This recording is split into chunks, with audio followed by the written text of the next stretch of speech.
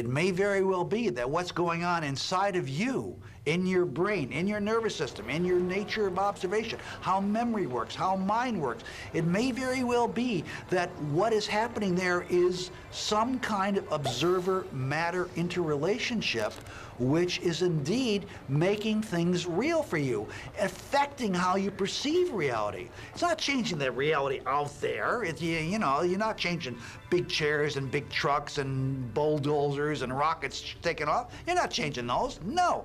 But you're changing how you perceive things and maybe how you think about the things, how you feel about things, how you sense the world.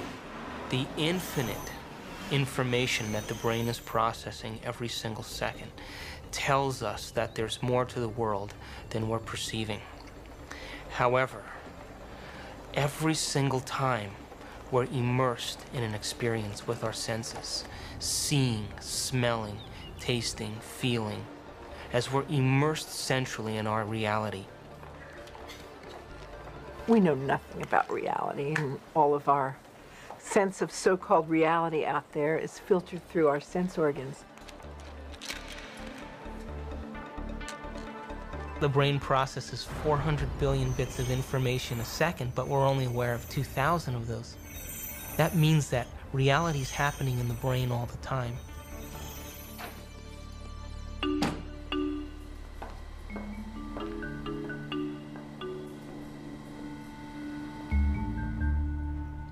You should try it. How do I know what I'm doing? I and the vase are one. Hey, might help your work too. I lived through my eyes.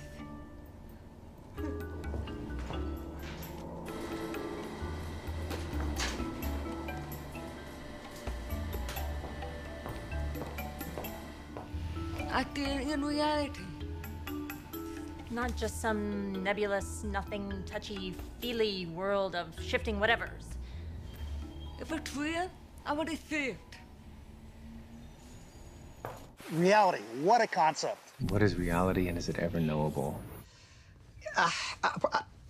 The easy answer to the question as to whether reality itself is illusory and it's really all fuzzy, and it's all just probabilities. The easy answer to that would be yes. So, you know, if I were hurrying off to a meeting instead of being interviewed and somebody came up to me and pestered me on the street and asked that question, and I'd say, yes, that's basically right. But it's more complicated than that, because at the moment that you interact with reality, it does then come into absolutely rock-solid existence. It's only fuzzy when you're not interacting with it. When we look at some of the modern scientific views of reality that have tried to get down to the nitty-gritty, we see that at its ultimate level, say in M theory or string theory, that reality is not solid, it's mostly empty space, and whatever solidity it has seems more to resemble a hologram picture rather than material, harsh, solid reality. It's a shimmering reality that seems to be very susceptible to the power of thought. Very powerful mystical experiences are perceived to represent a truer form of reality, a more fundamental level of reality that makes this material world really not mean as much. And you know, some people have described it as an illusion, which I think is sometimes a little strong, but I think the point they're trying to make is that it just doesn't have the realness, the quality of realness that these states have.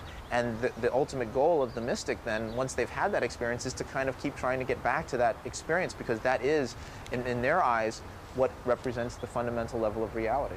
We have to go beyond our senses to create a new paradigm. Our senses determine everything that exists in our world.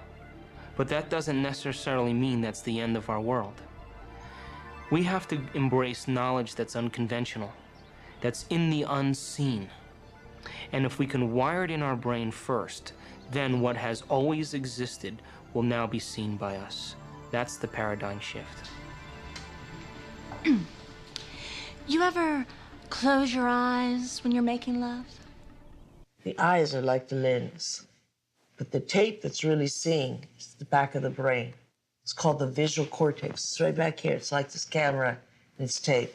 The eyes are, in some senses, a camcorder because they are taking that information and they're storing it, but you're not really able to get it to mean anything until you actually put it all together. So in some senses, it requires the editor's table to really put the whole thing together, to put the movie together of what your life and your world is actually about.